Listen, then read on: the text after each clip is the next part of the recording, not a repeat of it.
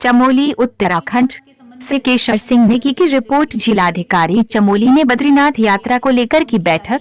बद्रीनाथ यात्रा शुरू करने को लेकर सोमवार को जिलाधिकारी स्वाति एस भदौरिया की अध्यक्षता में सभी स्टेक होल्डर के साथ कलेक्ट्रेट सभागार में बैठक की गई, जिसमें बद्रीनाथ मंदिर के धर्माधिकारी, बद्रीनाथ पंडा समाज, हकूकधारियों, होटल व्यवसाय व्यापार संघ एवं स्थानीय जनप्रतिनिधियों ने एक मत से 30 जून से पहले यात्रा शुरू न करने की बात कही।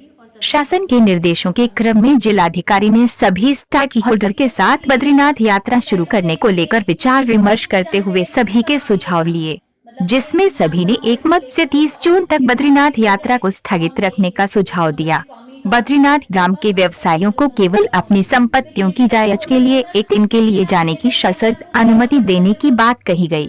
इसके अलावा जिन साधु संतों की धाम में कोई परिसंपत्ति है और वे नगर पंचायत में पंजीकृत है, तो उनको धाम में अपनी कुटिया में ही रहकर तपस्या करने की सशर्त अनुमति देने की बात कही गई। बद्रीनाथ धाम में स्वास्थ्य सुविधा के लिए विवेकानंद ट्रस्ट अस्पताल में पीपराकोटी अस्पताल से चिकित्सक एवं आवश्यक स्टाफ की तैनाती करने की बात रखी गई। बताया कि कोरोना संक्रमण के खतरे को देखते हुए किसी को भी बद्रीनाथ मंदिर में दर्शन करने की अनुमति न दी जाए। जिलाधिकारी ने कहा कि इस संबंध में संतुति देवस्थानम बोर्ड को भेज दी जाएगी और इसके बाद इस पर अंतिम निर्णय लिया जाएगा।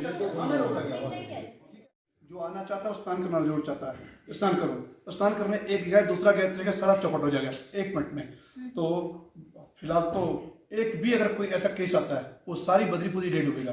एक दूसरे में आप लोगों ने की मीटिंग थी एक जिलाधिकारी के साथ, क्या कुछ निर्णय हुआ उसमें, खासकर से भगवान बद्री विशाल के जो दर्शनों को लेकर के जो श्रद्धालु आना चाहते हैं उसको लेकर के? आज गोपेश्वर में माननीय जिलाधिकारी जी ने एक मीटिंग ली और विशेष बात ये थी कि सभी लोग जिसमें थे, व्यापार के लोग थे, मंदिर के लोग थे, साधु संतों की ओर से प्रतिनिधि था, सभी लोगों वहाँ पे प्रतिनिधि के रूप में विराजमान थे।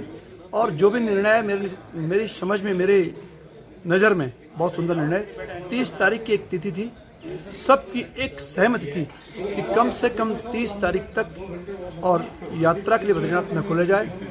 लोगों का निवेदन था कि कुछ लोकल लोगों को तक, तो बात ये हुई कि जैसी स्थिति आज वैसी रखी जाए और 30 तारीख के बाद ही किसी लोकल को या किसी को वहाँ पर जाने की अनुमति दी जाए और भगवान की पूजा परंपराएं जैसी चल रही वैसी चलती रहें। साथ ही एक और बात सामने आई कि जो साधु महात्मा हैं जो तपस्या करना चाह रहे हैं उन पर थोड़ी चर्चा हुई, तो जो लोग जोशीमठ में क्वारंटीन कर चुके हैं उनको जाने दिया जाए एक शर्त पर कि अपनी कुटिया के अतिरिक्त कहीं बाहर न जाए। दूसरे में वो कम से कम चमोली डिस्ट्रिक्ट के बाहर के बिल्कुल ना हो। एक बात पे बात हुई और बहुत सुंदर निर्णय सबका एक जैसा रहा। देखिए, सुरक्षा की दृष्टि से तो हमने तो ना ऑलरेडी वहाँ पे थाना खोल दिया था। जब पूर्व में ये हुआ था कि 15 मई को कपाट खुलेंगे, तो उससे पूर्व ही करीबन हमने 1 हफ्ते पहले थाना वहाँ पे फंक्शनल कर दिया था और हमारी वहाँ ठीक ठाक स्ट्रेंथ है और पूरी वहाँ मंदिर की सुरक्षा के लिए जो गार्ड है वो हमारी 12 महीने रहती है। इवन 6 महीने की जो हमारा ऑफ सीजन होता है उसमें भी रहती है। तो मंदिर की सुरक्षा में तो हमने कोई कम्प्रोमाइज़ नहीं कर रहे हैं और हमने CCTV भी जो इस साल के फंक्शनल कराने थे वो हमने करवा दिए हैं ताकि उनकी निगरानी रहे। इसके अलावा जो निर्णय आज हुआ मीटिंग में कि 30 जून तक यात्रा नहीं चलेगी और सिर्फ जो जिनके वो वहाँ पर अपनी प्रॉपर्टी है या उनका अपना रजिस्टर्ड कुछ है वो लोगों को अलाउ किया जाएगा। लेकिन वो हमारी जो वहाँ पे चौकी थाना हमारा जो फोर्स है उनकी जिम्मेदारी होगी, ये भी इंश्योर करेंगे कि जिसको जिस चीज़ के लिए अनुमति मिली है वो उसी के लिए जाएगा, ना कि मंदिर में दर्शन करेगा।